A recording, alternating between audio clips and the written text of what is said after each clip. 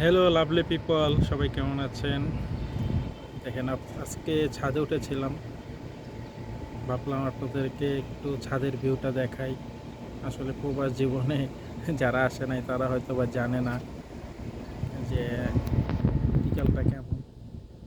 এবং এখানে যে রোদ, ওরে বাবা, এই বিকাল তারপরে মনে হচ্ছে 40-43 ডিগ্রি হবে, এত রোদ। এই যে মজার জিনিস হচ্ছে যে এগুলো হচ্ছে পানির ট্যাঙ্কি। আমাদের দেশে যেরকম দেখা যায় গাজী ট্যাঙ্ক, আরও কি কি ট্যাঙ্ক আছে না, কালো কালো, এই দেশেরগুলো হচ্ছে সব সাদা, ওইভাবেই মডিফাই করে বানানো। দেখতে পাচ্ছেন নিশ্চয়ই, প্রচণ্ড রোদ এই দেশে। এত রোদ বা এত গরম যে দুপুরবেলায় ট্যাঙ্কের পানি দিয়ে গোসল করা যায় না। দুপুরবেলায় ট্যাঙ্কের পানি দিয়ে গোসল করা মানে আধা সিদ্ধ পানি দিয়ে গোসল করা, এত গরম।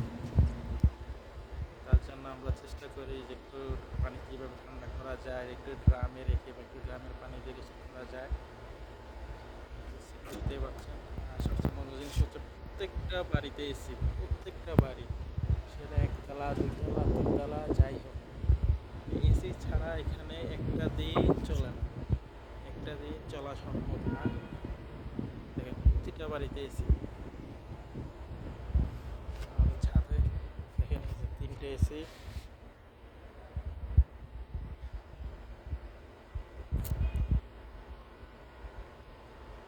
এই দেশে কিছু জিনিস আছে খুব মজার, যেমন হচ্ছে এই দেশে যতই রাত হোক না কেন, অন্ধকার হয় না।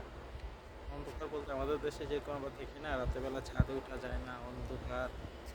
তো এই দেশে এরকম অন্ধকার হয় না, রাতটাও মনে হয় ভোর সকালের মতো, এরকম ভালো লাগে।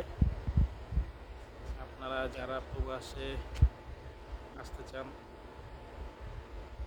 খুব জেনে শুনে বুঝে আসবেন, কারণ এই দেশটা দেখতে যেরকম সুন্দর, এই দেশটা অনেক কিছু আছে খুবই কঠিন, খুবই কঠিন। এদেশে কাজ করা, কাজ পাওয়া খুবই কঠিন। সবাই আমাদের জন্য দোয়া করবেন। প্রবাসী সকল ভাই বোনেরা যারা আছে, আল্লাহ তাদেরকে ভালো রাখুক এবং সুস্থভাবে বাবা মার কাছে বাড়িতে যাওয়ার সুযোগ করে দিক। এই যে দেখেন কী পরিমাণ ঘুঘু পাখি, কী পরিমাণ ঘুঘু পাখি, প্রচুর ঘুঘু পাখি এদেশে, প্রচুর ঘুঘু পাখি।